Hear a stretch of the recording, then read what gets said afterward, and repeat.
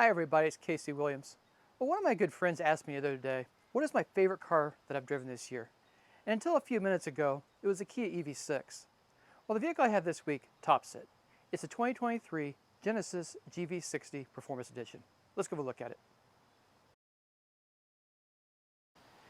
In truth, the Kia EV6 and the Genesis GV60 share almost everything beneath the skin, but you'd never tell it from the exterior design.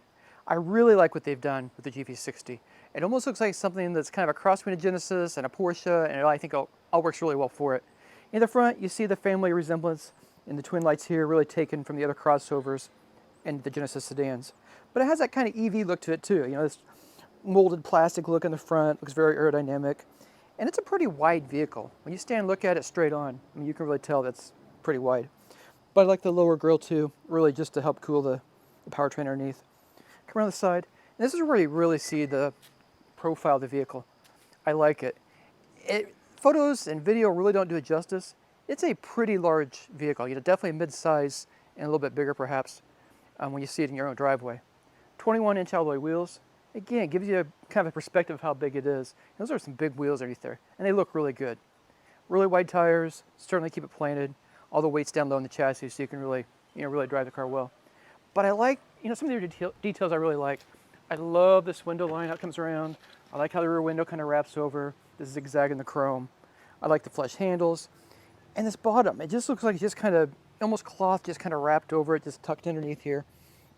But it's a bit of an illusion, it's all plastic, but I think it looks really nice. It's just really pretty. Come around the back, again, these fat fenders and the way that it comes around and the fastback all kind of looks a little bit Porsche. The spoiler, the twin tail lamps again, connects to other Genesis models. Actually has a hands-free opening, but I'll just press it so we can control it a little bit better. Once you come in here and look at the luggage compartment though, this is what I really like. First of all, it's roomy, the back seats go down, you get bicycles and other gear in here. But it's just really well done. I mean, this is all just, microfiber and suede, and everything just feels expensive. And aluminum here, again, just looks nice and feels expensive.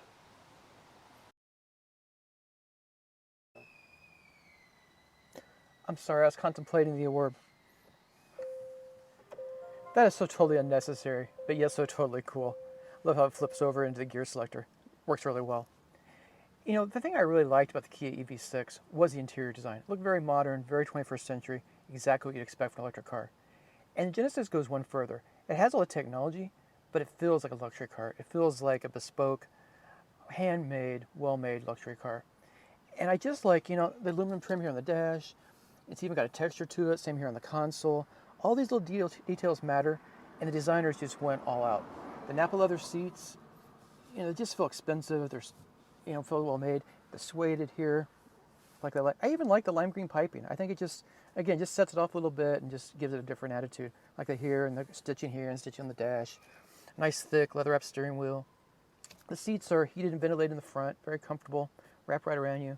Seats in the back are heated, and heated leather wrapped steering wheel here. But I also like all of the electronics that are in this vehicle. They're very easy to use. It's almost like using an iPhone, so there's nothing overcomplicated, but it all works really well too. I like their twin screen arrangement, gauges in front, infotainment screen here. This has a Bang & Olufsen sound system, sounds phenomenal.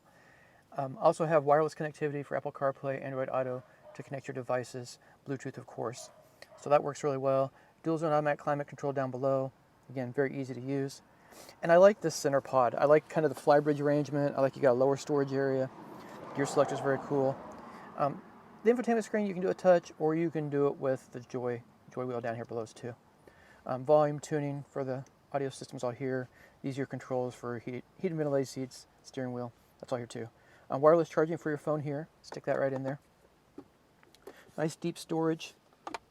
But some other things that I really like too. As in the back, headliners all suede, microfiber. Again, looks nice, feels nice. This has a heads-up display, which I think is really important in most cars. That's something I really like. I like that you can see the speed out in front of you. I like the safety systems projected in front of you, like navigation's projected out in front of you. So it all looks like it's just kind of hovering over the edge of the hood.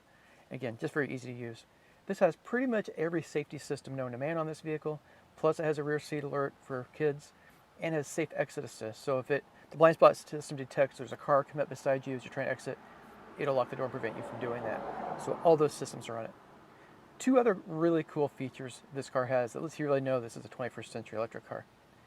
On the B pillar on the outside is a facial recognition system, so you can walk up without a key, recognize your face, and you're getting entry to the vehicle. It also has a fingerprint recognition system, so you can get in and start the car and drive it without your key as well. So I think that's all very, very cool.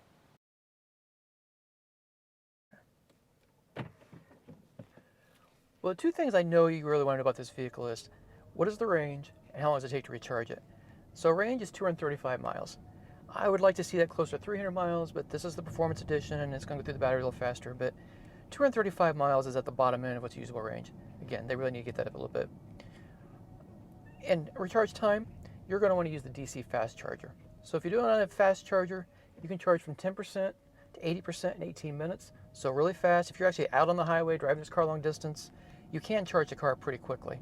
I mean, you think about 18 minutes, you get off the interstate, get something to eat, get a drink, you've used up to 18 minutes. And unlike when you drive a gas car, you don't have to wait for this one. You just plug it in, walk away, and come back and get it once charged. So I think that's pretty reasonable, pretty quick, and pretty usable.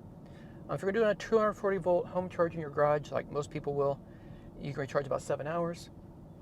The thing you're not going to want to do is plug this into a wall outlet, because that's going to take about 6 to 8 hours.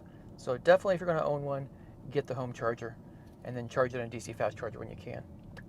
But performance of this vehicle, it is pretty quick. You know, that's one of the advantages of an electric car, is instant torque, instant acceleration, and just the smoothness of it all. So the electric system puts out 429 horsepower, and it is, you know, right now quick. 0 to 60 in 4 seconds. And for, you know, a mid-sized, largish crossover, that's really, really quick. But the thing, of course, about an electric car is it's torquey, it's just smooth, it's quiet. They actually make some sound so people can hear it from the outside, and to give you a little bit more sound on the inside, just to have a little bit of fun with it. But it, you know, it's just an absolute joy to drive. The suspension, you know, this one's pretty stiffly sprung. You can kind of hear it clunking about. Those low-profile tires and the suspension. It does have an electronic suspension system on it, adaptive suspension. But honestly, there's no mode in which it just kind of floats over the road. It's definitely tuned for sportiness. But overall, I really like driving it. It's been an easy car to drive, and just enjoy being in it. Well, if there's one downside, it's price. So the GV60 starts just under $60,000. This one's equipped $69,560. And when you put that against, you know, Tesla and others in this class, it's certainly competitive, so there's no question about that. But if you want a little less expensive alternative, you might want to go look at the Kia EV6. So next week we'll have another fun car, probably not as fun as this one, but until then, storm forward.